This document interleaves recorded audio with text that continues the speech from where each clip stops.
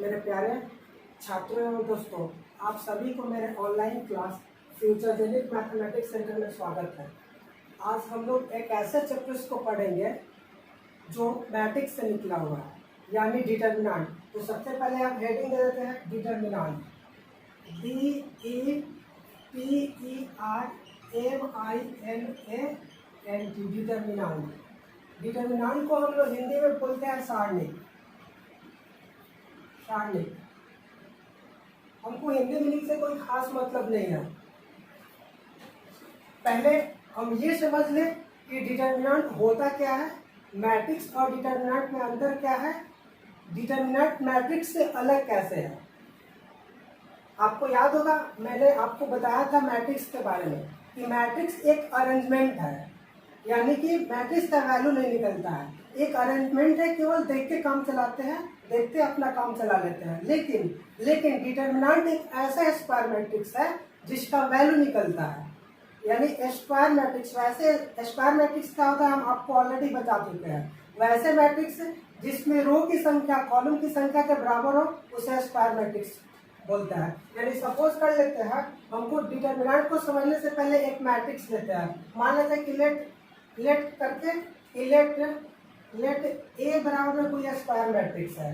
ए बराबर कोई square matrix है, जैसे ए बी सी डी। ए बराबर कोई square matrix A B C D हुआ जिसमें नंबर ऑफ रोज 2 है और नंबर ऑफ कॉलम्स 2 है, यानी इस मैट्रिक्स में रो की संख्या कॉलम की संख्या के बराबर है, इसलिए ये स्क्वायर मैट्रिक्स है। तो ये कोई मैट्रिक्स ए है, इसको लिख लिया। अब हम इस मैट्रिक्स से बने डिटर्मिनेंट को DET ए लिखते हैं, या फिर इसको ऐसे लिख सकते हैं डिटर्मिनेंट ऑफ ए बराबर में ABCD। यानी कि हम कह सकते हैं कि डिटर्मिनेंट आता कहाँ से है, स्क्वायर मैट्रिक्स से। डिटर्मिनेंट स्क्वायर मैट्रिक्स से आता है, यानी हम डिटर्मिनेंट को ऐसे भी डिफाइन कर सकते हैं। आप डिटर्मिनेंट के डेफिनेशंस को लिख सकते हैं। डिटर्मिनेंट को डिफाइन कर सकते हैं कि determinant is an arrangement of equal number of rose and column, यानी डिटर्मिनेंट इक्वल नंबर ऑफ रो और कॉलम का अरेंजमेंट है। तो सबसे पहले चलिए हम डिटर्मिनेंट के डेफिनेशंस को लिख लेते हैं। क्या डिटर्मिनेंट के डेफिनेशंस को लिख सकते हैं? It is an arrangement. It is an arrangement यह एक अरेंजमेंट है, arrangement of equal number of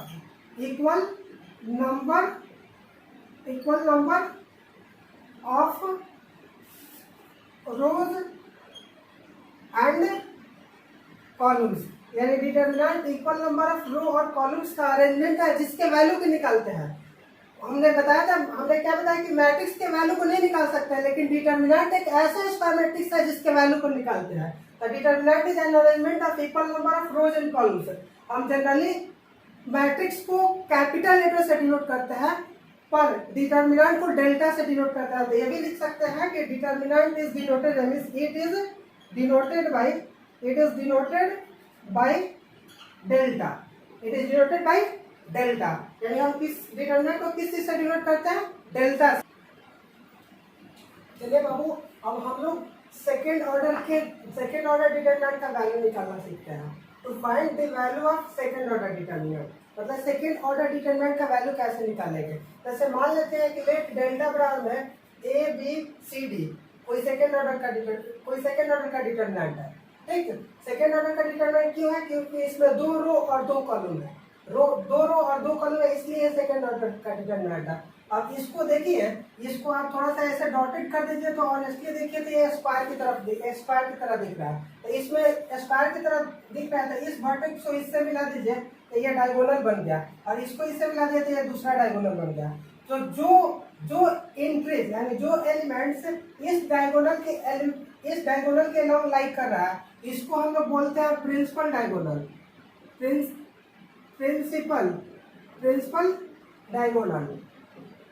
इसका दूसरा नेम है लीडिंग डायगोनल भी इसे बोलते हैं। प्रिंसिपल डायगोनल बोलिए या फिर इसको लीडिंग डायगोनल बोल सकते हैं। लीडिंग डायगोनल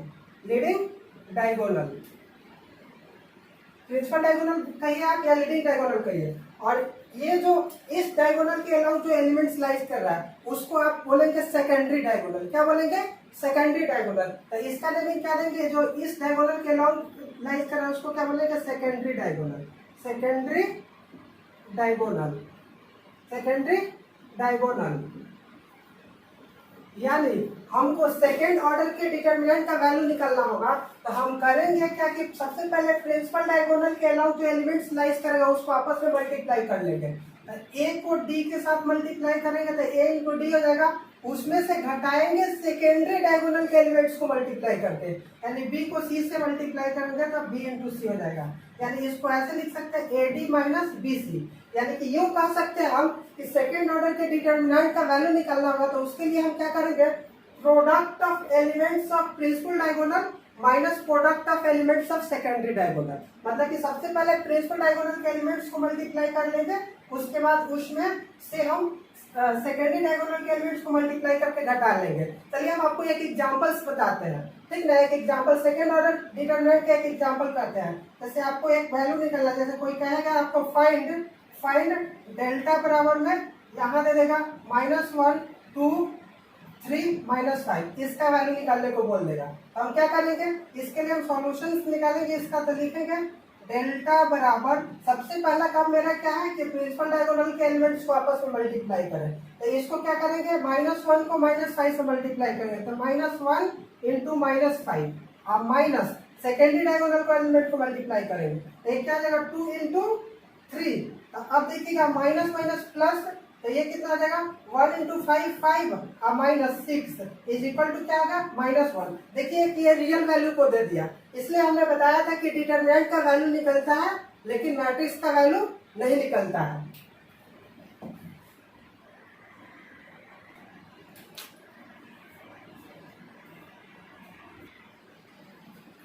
चलिए क्वेश्चंस करते हैं, एक और क्वेश्चंस करते हैं। क्वेश्चंस क्या है?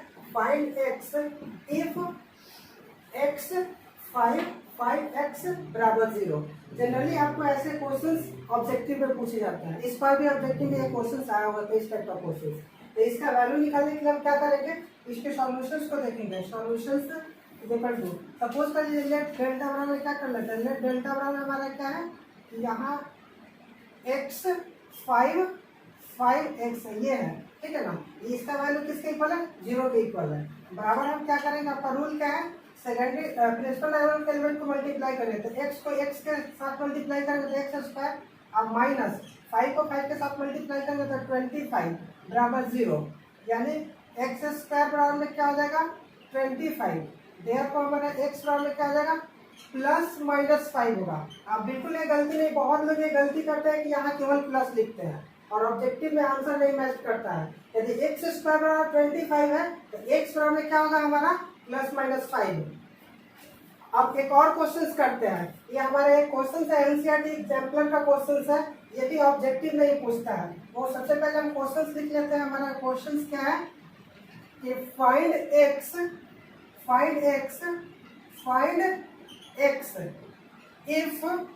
if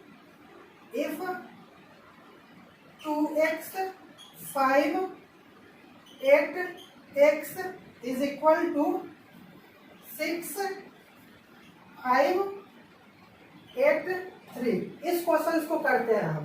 इस क्वेश्चन को करते हैं तो हम क्या करेंगे? रूल क्या है? इसको सॉल्व करने के लिए हम क्या करेंगे? सॉल्यूशन देखिएगा। सबसे पहले आप इसका वैल्यू निकालिए। इसके वैल्यू को निकालने के लिए हम क्या करेंगे? हम मल्टीप्लाई करेंगे, तो 2x को x के साथ मल्टीप्लाई करेंगे तो कितना आ जाएगा? 2x स्क्वायर, ठीक है। अब माइनस 8 को 5 के साथ मल्टीप्लाई करेंगे तो कितना आ जाएगा? ये 40 हो जाएगा, इज इक्वल टू, इधर का भी वैल्यू निकालते हैं।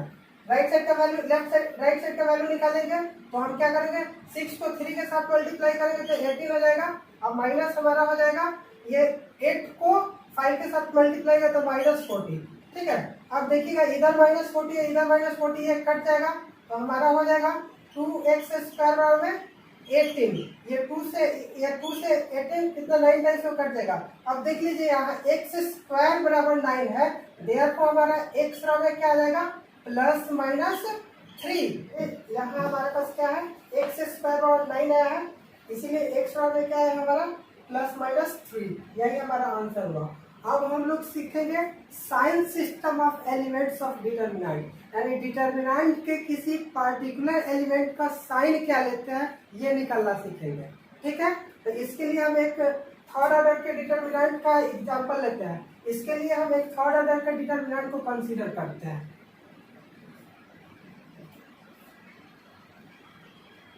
अब मान लीजिए,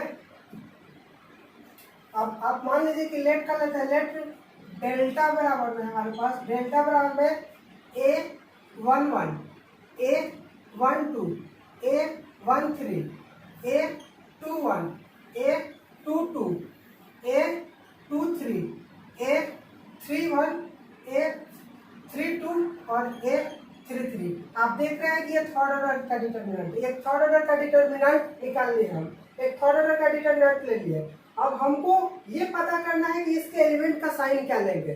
जब इसको एक्सपेंड करेंगे तो इसमें इसके एक्सपेंशन में हम कौन से एलिमेंट का साइन क्या होगा ये पता करने के लिए हम लोग एक टेक्निक का यूज करते हैं। तो आपको इसके एलिमेंट का साइन निकालने के लिए यूज करेंगे हम लोग कि -1 का पावर आई प्लस जे। क्या यूज करेंगे? -1 का पावर आई प्लस जे। आपको पता होगा, आप मैट्रिक्स में भी पढ़े होंगे कि आई क्या होता है। आई ये बताता है कि दिया हुआ एलिमेंट किस रो में है और जे बताता है किस कॉलम में है। जैसे आपको निकालना है, जैसे यहाँ निकालना sign of SIGN, sign of A11, मतलब कि वैसे एलिमेंट जो फर्स्ट रो और फर्स्ट कॉलम में लाइज कर रहा है उसका साइन क्या होगा। तो इसके लिए हम क्या करेंगे, सबसे -1 का पावर। अब देखिए ये कौन से रो में आता है, फर्स्ट रो में है। कौन से कॉलम में है? फर्स्ट कॉलम में। तो first row plus first column, यानी -1 का पावर कितना होगा? 2 हो गया। -1 का पावर 2 हो गया। तो -1 का पावर यहाँ इवन है, इसलिए हमारा +1 यानी प्लस साइन को दे देगा। ठीक, वैसे ही आप किसी का भी साइन निकाल सकते हैं। जैसे मान लीजिए इसी का साइन निकालना हो, इसको क्या निकालना है हमको? साइन ऑफ A12 निकालना है। तो आप पहले देख लीजिए कि ये कहाँ, कौन से रो और कौन से कॉलम में है। देखिए ये A12 कहाँ खड़ा है, देखिएगा आप, ये फर्स्ट रो में खड़ा है और सेकेंड कॉलम में खड़ा है। तो इसके साइन के लिए हम क्या करेंगे? इसके साइन के लिए हम कर देंगे कि -1 का पावर फर्स्ट रो तो 1, अब प्लस, ठीक है ना, प्लस सेकेंड कॉलम तो 2। अब देख लीजिए -1 का पावर 3 हो गया। अब -1 का पावर 3, तो ये तो निगेटिव का साइन को छोड़ेगा। वैसे ही जैसे ये प्लस आया ये माइनस आ गया, तो फिर जस्ट इसके बाद वाले एलिमेंट का निकालेंगे तो ये प्लस आएगा। ठीक, ये प्लस आएगा, ये माइनस आएगा, ये प्लस आएगा, ये माइनस आएगा, ये प्लस आएगा, ये माइनस आएगा, ये प्लस आएगा। यानी हम फाइनली यह कह सकते हैं कि थर्ड ऑर्डर का डिटर्मिनेंट हो या सेकेंड ऑर्डर का डिटर्मिनेंट हो, उसके एलिमेंट का साइन अल्टरनेट होता है। अल्टरनेट करने का मतलब क्या है कि पहले प्लस फिर माइनस, फिर प्लस फिर माइनस, साइन अल्टरनेट होता है। यानी कि हम लिख सकते हैं इसके एलिमेंट के साइन को कि ऐसे डायरेक्ट लिख सकते हैं कि पहले एलिमेंट का साइन प्लस, उसके बाद लेंगे माइनस, फिर लेंगे प्लस, फिर लेंगे माइनस, फिर लेंगे प्लस, फिर माइनस, फिर प्लस, फिर माइनस, फिर प्लस। यानी this is the sign system of an element. इसकी जरूरत कहाँ पड़ती है? इसकी जरूरत जब आप डिटर्मिनेंट को एक्सपेंड करेंगे, जैसे थर्ड ऑर्डर के डिटर्मिनेंट का वैल्यू निकालना तो उसमें इसकी जरूरत पड़ेगी, या फिर कोफैक्टर निकालना। हमने अभी नहीं बताया डिटर्मिनेंट का कोफैक्टर क्या होता है, अभी इसके बाद वही बताएंगे। जब माइनर और कोफैक्टर निकालेंगे तो उसके साइन सिस्टम्स का जरूरत पड़ेगा, इसलिए हमने बता दिया कि किसी भी एलिमेंट का साइन सिस्टम से कैसे निकालते हैं। अब हम एक एग्जांपल्स लेते हैं। सपोज कर लीजिए कि आपको एक एग्जांपल लेते हैं, एग्जांपल ले लेते हैं। एग्जांपल जैसे मैं मान लीजिए कि लेट डेल्टा बराबर में ले लेते हैं, डेल्टा बराबर यहाँ ले लेते हैं -5, ठीक है ना, 6, 7, 8, ऐसे कुछ एक सेकेंड ऑर्डर का डिटरमिनेंट लेता है। अब आपको निकालना है कि ये जो एलिमेंट 8 है इसका साइन क्या होगा। तो आपको बता दिया था मैंने कि साइन अल्टरनेट होता है। तो ये माइनस है, इसका प्लस होगा साइन, इसका माइनस, इसका प्लस, इसका माइनस, तो इसका साइन क्या होगा? प्लस होगा। तो आप इजिली निकाल सकते हैं। अब हम आगे पढ़ेंगे माइनर और कोफैक्टर निकालना।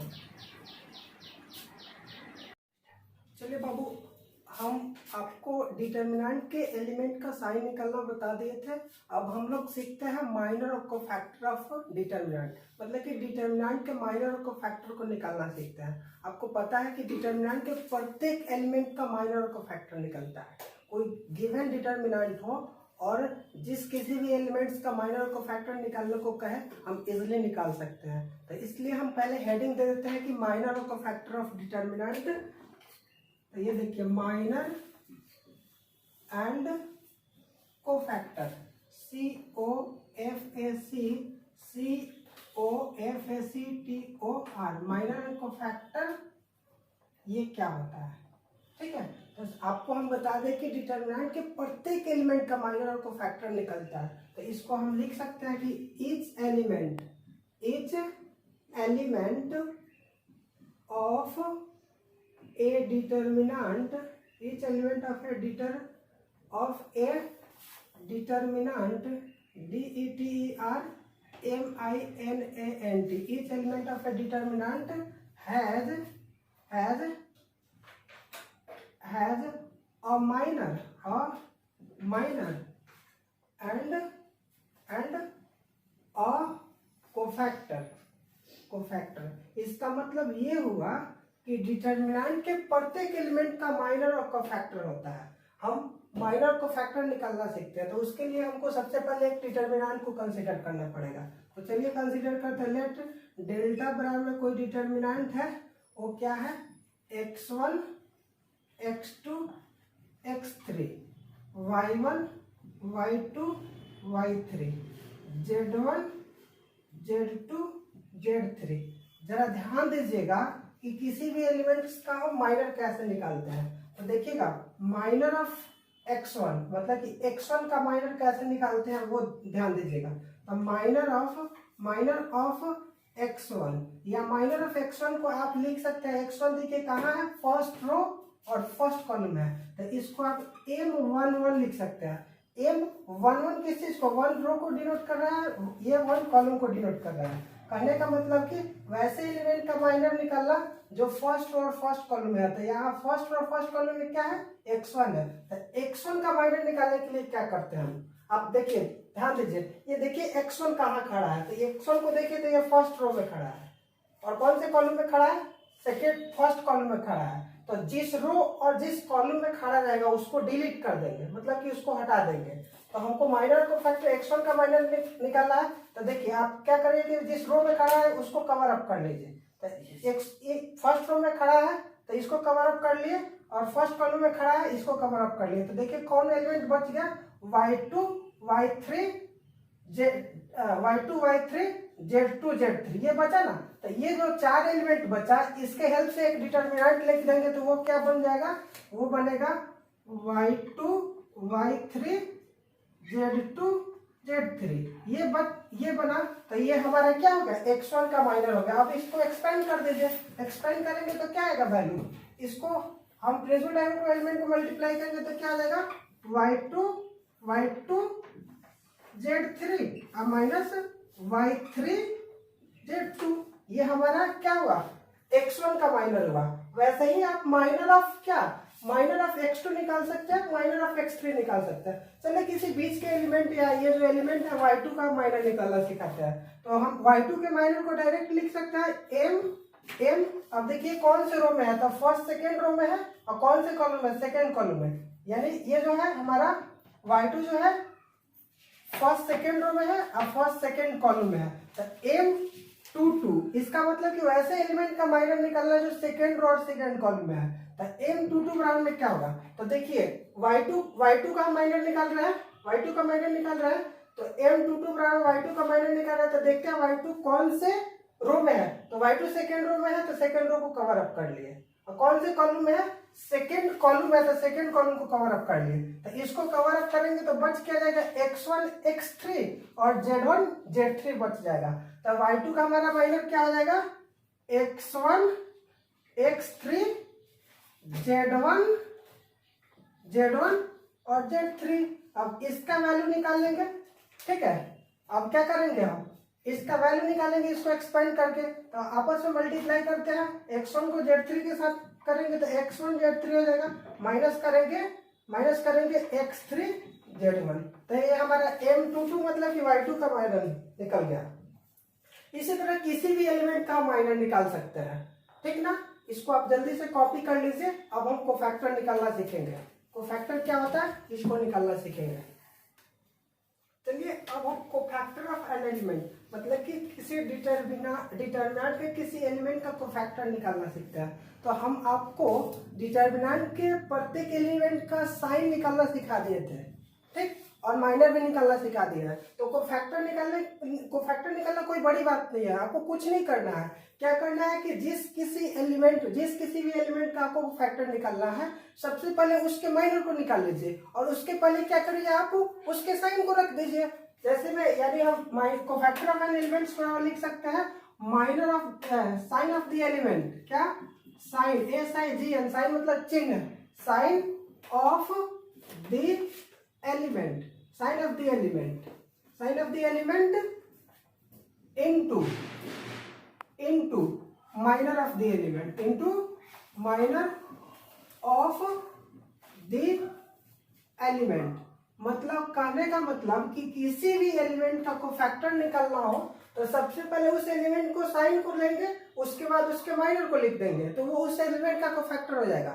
जैसे एग्जांपल्स के लिए हम बता दें, इसमें देख लीजिए एग्जांपल लेट हमने अभी क्या लिया था, अभी हमने डेल्टा बराबर में लिया था। डेल्टा बराबर में सपोज कर लीजिए कि x1 x2 x3, okay, y1 y2 y3 z1 z2 z3, ये कोई थर्ड ऑर्डर का डिटरमिनेंट है।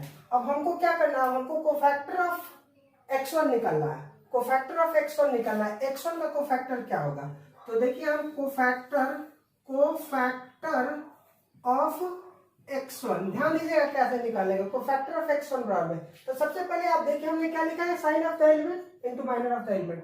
देखिए x1 का साइन क्या होगा, हमने बताया था डिटरमिनेंट में साइन अल्टरनेट होता है, इसका plus minus plus minus plus minus plus minus plus, मतलब साइन अल्टरनेट होता है। तो x1 का साइन क्या होता है, प्लस होता है, तो ये पहले प्लस ले लीजिए। अब x1 का माइनर क्या होगा, तो x1 का माइनर क्या होगा, देखिए किस रो में है, फर्स्ट रो में इसको खत्म कर देंगे, डिलीट कर देंगे, तो क्या बच जाएगा y2 y3 z2 z3। तो ऐसे लिख लेंगे हम y2 y3 z2 z3, okay, ये हो गया। अब आप क्या करिए, इसको सॉल्व कर लीजिए, मतलब एक्सपेंड कर लीजिए। तो एक्सपेंड करेंगे तो क्या आ जाएगा y2 z3 अब माइनस y3 z2, ये हमारा कोफैक्टर हो गया। तो कोफैक्टर निकालना बहुत बड़ी बात नहीं है, हम सबसे पहले माइनर निकालेंगे, उसके पहले उसका साइन रख देंगे। जैसे x2 का ही कोफैक्टर निकालना है, हमको क्या निकालना है, cofactor of x2। Cofactor of x2 को कोई ऐसे भी देखेगा, देखिए x2 किस में, फर्स्ट रो और सेकंड कॉलम है, तो C फर्स्ट रो और सेकंड कॉलम है, तो इसको कोफैक्टर ऑफ x2 को हम लिख सकते हैं C12 भी लिख सकते हैं। अब देखिए कोफैक्टर ऑफ x2 में तो देखिए इसका साइन क्या होता है, तो प्लस माइनस साइन होगा, अब पहले माइनस रख लिए। अब देख लीजिए, अब हम क्या करेंगे, इसके माइनर को निकालेंगे। तो माइनर को निकालने के लिए क्या करेंगे, ये देखिए x2 कौन से रो में है, फर्स्ट रो में है, उसको डिलीट कर देंगे, और कौन से कॉलम है, सेकेंड कॉलम है, उसको डिलीट करेंगे। फर्स्ट रो सेकेंड कॉलम को डिलीट करेंगे तो क्या बच जाएगा y1 y3 z1 z3, क्या बचा मेरा y1 y3 z1 z3। अब क्या करेंगे, ये माइनस इंटू इसका एलिमेंट, इसको हम सॉल्व करते हैं, तो ये क्या आ जाएगा y1 z2 नहीं z3 होगा बाबू, सॉरी यहाँ z3 होगा, तो ये हो जाएगा y1 z3 minus y3 z1। तो ऐसे तो आप किसी भी एलिमेंट का माइनर और कोफैक्टर निकाल सकते हैं। जनरली ये सब माइनर कोफैक्टर निकालना ऑब्जेक्टिव में पूछता है, ठीक ना, बहुत सारे कभी ऑब्जेक्टिव से एलिमेंट का माइनर या कोफैक्टर निकालने को पूछ देता है, तो आप इजीली निकाल सकते हैं, ओके।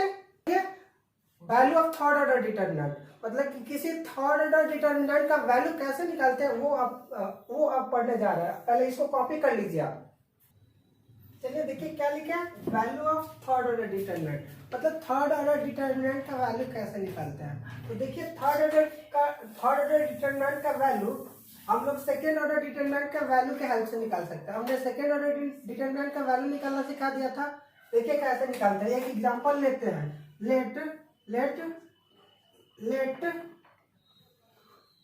लेट डेल्टा बराबर में कोई डिटरमिनेंट थर्ड ऑर्डर का कंसीडर करता है। लेट डेल्टा बराबर ले लेते हैं x1 x2 x3 y1 y2 y3 z1 Z2 Z3।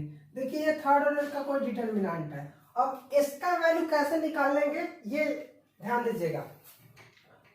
देखिए अब इसका वैल्यू निकालने के लिए सबसे पहले आप बताइए इसमें कितना रो है, 3 रो है और 3 कॉलम है।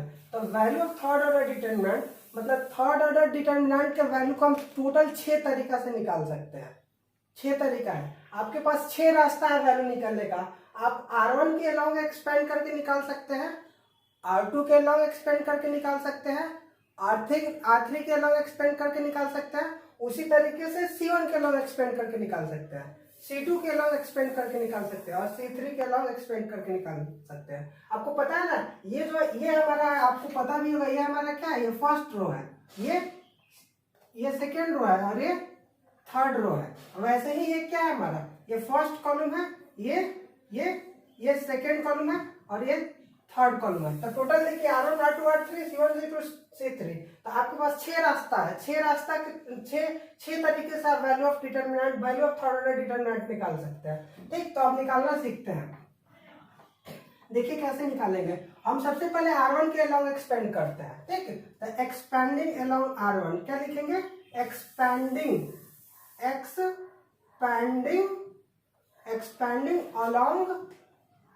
along R1। इसका मतलब ये हुआ कि R1 के अलॉन्ग विस्तारित करने पे, मतलब कि R1 के अलॉन्ग एक्सपेंड करने पे। तो R1 में देखिएगा, ये सबसे पहले साइन का भी ध्यान रखना होता है आपको। तो x1 का साइन क्या होता है, प्लस होता है, तो वो अंडरस्टूड होता है, नहीं लिखेंगे। तो डेल्टा बराबर में हमारा क्या है, डेल्टा बराबर में ये देखिए R1 क्या है, x1, इसके साइन अंडरस्टूड है, प्लस है, नहीं लिखे, x1 इंटू, अब देखिए x1 into minor of x1 लिखेंगे, x1 into minor of x1। ठीक है, अब देखिएगा ये प्लस माइनस x2 का साइन क्या होता है, माइनस होता है, तो minus x2 into minor of x2, minor of x2 plus minus plus, तो x3 का साइन प्लस होता है तो प्लस लिए, plus x3 into minor of x3, क्या x3 into minor of x3। अब तो आपको बता चुके हैं माइनर निकालना, तो अब बताइए हम क्या लिखेंगे, x1 into minor of x1 क्या है बताएंगे आप, माइनर ऑफ x1। तो देखिए कौन से रो में है, फर्स्ट रो फर्स्ट कॉलम, तो इसको डिलीट कर देंगे, फर्स्ट रो फर्स्ट कॉलम को डिलीट करेंगे तो क्या बचेगा हमारे पास, y2 y3 और z2 z3 बचेगा। ठीक, अब माइनस है यहाँ, तो माइनस x2 इंटू, अब देखिएगा x2 का, देखिएगा आप क्या, x2 का माइनर क्या होगा, x2 का माइनर तो फर्स्ट रो और सेकंड कॉलम है, इसको डिलीट करेंगे तो क्या बच जाएगा हमारे पास, y1। देखिएगा इसको डिलीट करेंगे और इसको करेंगे तो y1 y3 बचा, और उसके बाद z1 z3 बचा। ओके, अब प्लस x3 इंटू, अब x3 का हम माइनर निकालेंगे, तो x3 फर्स्ट रो और थर्ड कॉलम में है, तो फर्स्ट रो और थर्ड कॉलम को डिलीट करेंगे तो हमारा क्या बच जाएगा, y1 y2 z1 z2, क्या बचेगा, y1 y2 z1 z2। Okay, अब हम इसका वैल्यू निकालना तो सीख लिया है, तो हमारा क्या आ जाएगा, x1 इंटू कितना आ जाएगा, x1 इंटू क्या आ जाएगा, y2 z3 minus y3 z2। Okay, अब माइनस x2 इंटू क्या आ जाएगा, देखिएगा y1 z3, अब माइनस y3 z1, अब प्लस x3 इंटू कितना आ जाएगा, x3 इंटू क्या आ जाएगा, y1 z2 minus y2 z1। तो हम R1 के लॉन्ग एक्सपेंड करके हम क्या करें, इस डिटरमिनेंट का वैल्यू निकालें। वैसे ही हम R2 के अलावा एक्सपेंड करके निकाल सकते हैं, R3 के भी अलावा एक्सपेंड करके निकाल सकते हैं, C1 के अलावा भी, मतलब कि फर्स्ट कॉलम के अलावा एक्सपेंड करके निकाल सकते हैं, सेकेंड कॉलम के अलावा एक्सपेंड करके निकाल सकते हैं और थर्ड कॉलम के अलावा एक्सपेंड करके निकाल सकते हैं। लेकिन एक बात का ध्यान देंगे, जब भी हमको एक्सपेंड करना होगा तो देखेंगे कि किस रो और किस कॉलम में नंबर ऑफ जीरो ज्यादा है। जिस किसी रो में नंबर ऑफ जीरो ज्यादा होगा या जिस किसी भी कॉलम में नंबर ऑफ जीरो ज्यादा होगा उसी के अलावा एक्सपेंड करेंगे, उसके अलावा एक्सपेंड करेंगे तो थोड़ा शॉर्ट पड़ेगा, आंसर इजिली निकल जाएगा। ओके, अब देखिए कि अब हम आपको अब आपको हम फर्स्ट कॉलम के अलग एक्सपेंड करके निकालना बताएंगे। पहले आप सबसे पहले इसको कॉपी कर लीजिए, फिर बताते हैं उसको। चलिए अब हम C1 के अलग एक्सपेंड करके इसका वैल्यू निकालते हैं। तो ये हम क्या करेंगे, लिखेंगे एक्सपेंडिंग अलोंग C1, मतलब कि फर्स्ट कॉलम के अलग एक्सपेंड करके हम वैल्यू निकालेंगे, ठीक ना।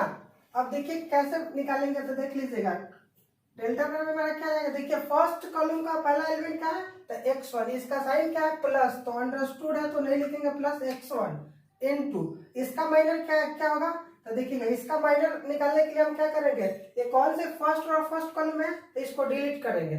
फर्स्ट और फर्स्ट कॉलम को डिलीट करेंगे तो क्या बच जाएगा हमारा y2 y3 z2 z3, यही ना बचेगा। अब देखिए अब फर्स्ट कॉलम के अलग एक्सपेंड कर रहा था, ये x1 के बाद हम क्या लेंगे y1। अब देखिए y1 का साइन क्या होगा, तो प्लस माइनस होगा, तो लेंगे माइनस y1 इनटू, अब इसका माइनर क्या होगा, इसका माइनर के लिए हम क्या करेंगे, देखेंगे कि कौन से रो और कौन से कॉलम है। तो ये y1 जो है सेकेंड रो और फर्स्ट कॉलम है, तो सेकेंड रो को डिलीट कर देंगे, फर्स्ट कॉलम को डिलीट करेंगे। ध्यान दीजिएगा, सेकेंड रो और फर्स्ट कॉलम को डिलीट करेंगे तो क्या बचेगा x2 x3 z2 z3, क्या बचा मेरा x2 x3 और z2 z3, ये हो गया। और फर्स्ट सेकेंड थर्ड, मतलब कि ये फर्स्ट कॉलम के थर्ड एलिमेंट क्या है z1, इसका साइन क्या होगा, तो देख लीजिए प्लस माइनस प्लस, प्लस होगा तो यहाँ प्लस ले लिए z1 इनटू।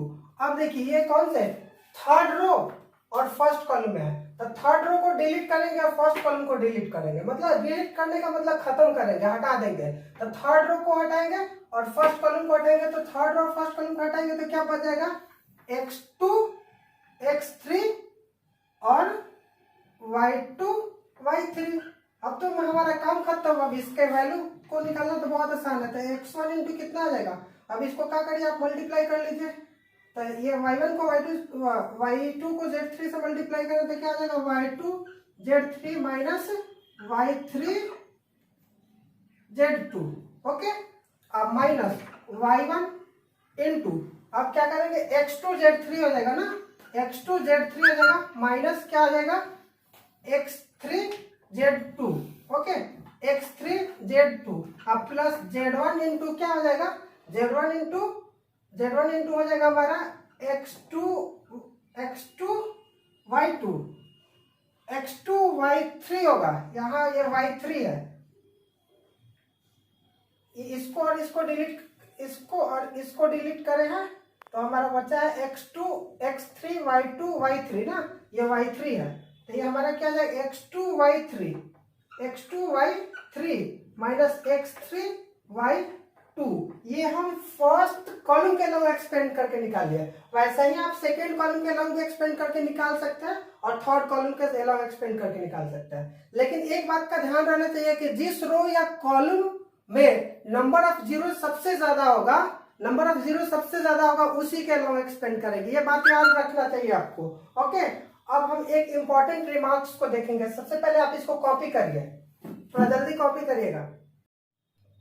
चलिए एक इंपॉर्टेंट रिमार्क्स देखते हैं, डिटरमिनेंट का एक इंपॉर्टेंट रिमार्क्स देखते हैं, ठीक, यानी कि एक इंपॉर्टेंट रिजल्ट्स देखते हैं। इस रिजल्ट्स का यूज हम लोग ऑब्जेक्टिव क्वेश्चंस को बनाने में करते हैं, मतलब कि कभी कभी ऑब्जेक्टिव क्वेश्चंस पूछता है इससे रिलेटेड, इस रिमार्क्स से रिलेटेड। तो रिमार्क्स क्या है वो देखिएगा, हमारा वो रिमार्क्स है, रिमार्क क्या है कि यदि ए कोई n ऑर्डर का स्क्वायर मैट्रिक्स है, if A is a square matrix, A is a square matrix, मतलब कि A कोई स्क्वायर मैट्रिक्स है, कितने ऑर्डर का, n ऑर्डर का। If A is a square matrix of order n, A कोई स्क्वायर मैट्रिक्स है n ऑर्डर का, and K be any scalar, and K be any scalar बोले तो स्केलर क्वांटिटी कोई रियल नंबर, ठीक, और K क्या है कोई स्केलर है, देन हम लिखेंगे value of determinant of k into A बराबर में k का power order of matrix I into value of determinant of the matrix. मतलब कि यदि a कोई स्क्वायर मैट्रिक्स है, n उसका ऑर्डर है और k कोई स्केलर क्वांटिटी है, तो हम क्या करेंगे, हमको ये k into value of determinant of k into A निकालना होगा। तो डायरेक्ट क्या करेंगे कि k के पावर n लेंगे, मतलब n क्या है, ऑर्डर ऑफ मैट्रिक्स है, और a क्या है, a हमारा ये जो है हमारा value of determinant of matrix है। इस पे एक एग्जांपल्स भी ले लेते हैं, इस पे एक एग्जांपल ले लेते हैं, ठीक है ना। सपोज करिए ये आपको क्या देगा, ठीक, इफ मैट्रिक्स ए बराबर ऐसे दे देगा, ठीक है ना, ये 5 4 2 0 ऐसे दे देगा। देन उसके बाद क्या देगा, then find value of determinant of 4 into A, ये निकालने को कह देगा। तो देखिए ये क्या है, ये एक स्क्वायर मैट्रिक्स है, कितने ऑर्डर का, 2 ऑर्डर का। तो ध्यान रखना चाहिए। तो सबसे ये स्क्वायर मैट्रिक्स है, तो इस स्क्वायर मैट्रिक्स का सबसे पहले आप डिटर्मिनेंट वैल्यू निकालिए, ठीक। तो इस स्क्वायर मैट्रिक्स का डिटर्मिनेंट वैल्यू क्या देगा, डिटर्मिनेंट ऑफ के बराबर में कितना देगा, डिटर्मिनेंट ऑफ 5 4 2 0। ओके, इसका वैल्यू करेंगे तो ये 5 को हम क्या करेंगे, 0 से मल्टीप्लाई करेंगे तो 0 हो जाएगा, और फिर 2 को -2 को 4 से मल्टीप्लाई करेंगे तो 8 हो जाएगा, बराबर कितना हो जाएगा, -8 हो जाएगा। अब हमको निकालना क्या है, ये डिटर्मिनेंट ऑफ 4 इंटू ए निकालना है। तो हम जानते हैं, सिंस हम इस प्रॉपर्टीज को जानते हैं कि determinant of k into A बराबर k का पावर n, जहाँ n मैट्रिक्स का ऑर्डर है, आई इंटू डिटर्मिनेंट ऑफ ए। तो यहाँ हमारा क्या जाएगा, 4 डिटर्मिनेंट ऑफ 4 है बराबर में कितना जाएगा, तो ये कितना हो जाएगा हमारा, इसमें स्केलर क्वांटिटी क्या है, 4 है, तो 4 इंटू ये क्या जाएगा, 4 इंटू, देखिए इस ये जो मैट्रिक्स ए है उसका ऑर्डर क्या है, सेकेंड ऑर्डर क्या है, का पावर कितना हो जाएगा, 2 into determinant of A. Determinant of A क्या है, डिटर्मिनेंट ऑफ ए क्या है, -8 है। तो ये कितना जाएगा, 4 ये 4 4 से कितना जाएगा, 16 इंटू -8, ठीक है। अब ये हमारा क्या जाएगा, रिक्वायर्ड आंसर्स हो जाएगा। अब हम इस प्रॉपर्टीज का यूज करके ऐसे क्वेश्चंस को सॉल्व करेंगे। ओके, अब हम लोग थर्ड ऑर्डर डिटर्मिनेंट का एक एग्जांपल्स देखेंगे, मतलब कि थर्ड ऑर्डर डिटर्मिनेंट से रिलेटेड एक एग्जांपल्स को करते हैं। ओके, इसे कॉपी करिए। चलिए, इवैल्यूएट द डिटर्मिनेंट्स, मतलब कि गिवन डिटर्मिनेंट को इवैल्यूएट करना है। करेक्ट मतलब कि ये डिटर्मिनेंट है, इसके वैल्यू को निकालना है। तो आपके पास 6 तरीका है। हमने क्या बताया था कि आप R1 के लॉन्ग में एक्सपेंड करके वैल्यू निकाल सकते हैं, R2 के लॉन्ग में एक्सपेंड करके वैल्यू निकाल सकते हैं, R3 के लॉन्ग में एक्सपेंड करके वैल्यू निकाल सकते हैं, C1 के लॉन्ग में एक्सपेंड करके वैल्यू निकाल सकते हैं, C2 के लॉन्ग में एक्सपेंड करके वैल्यू निकाल सकते हैं, C3 के लॉन्ग एक्सपेंड करके वैल्यू निकाल सकते हैं। लेकिन आपके सहूलियत के लिए एक और बात बताया था कि आसान क्वेश्चन को सॉल्व करना आसान कैसे होगा। हमने एक बात बताया था, जिस रो या कॉलम में नंबर ऑफ जीरो ज्यादा होगा उसी के लॉन्ग एक्सपेंड करेंगे। तो देखिए, आप देखिए, यदि हम ये देखिए R2 में तो 2 जीरो है और R3 में 1 जीरो है। तो R2 में मतलब सेकेंड रो में 2 को जीरो है, तो सबसे अच्छा कि हम सेकेंड रो के लॉन्ग एक्सपेंड करें। सेकेंड रो के लॉन्ग एक्सपेंड करेंगे तो कैलकुलेशन आसान होगा, ठीक है। तो हम क्या करेंगे, सबसे पहले मान लें कि लेफ्ट हमारा क्या है, डेल्टा बराबर गिवन डिटरमिनेंट को डेल्टा के बराबर मान लें। तो ये कितना होगा, 3 -1 -2, ओके, 0 0 -1 और 3 -5 0, ये हो गया। अब इसके वैल्यू को निकालना है, तो आप R1 के लॉन्ग में एक्सपेंड कर सकते हैं, कोई दिक्कत नहीं, पर हम R2 के लॉन्ग एक्सपेंड कर रहे हैं। तो एक्सपेंडिंग along R2, इसका मतलब हुआ कि R2 के अलॉन्ग विस्तारित करने पे।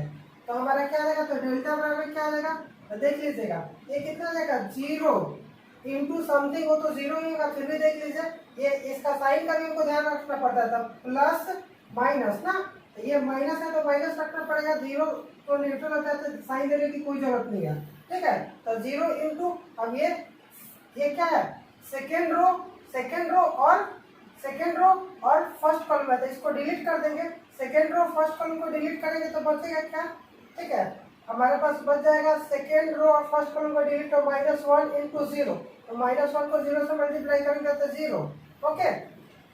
और बचेगा ये हो जाएगा हमारा -5 इंटू -2, -5 इंटू -2, तो ये माइनस प्लस 10 हो जाएगा, ओके।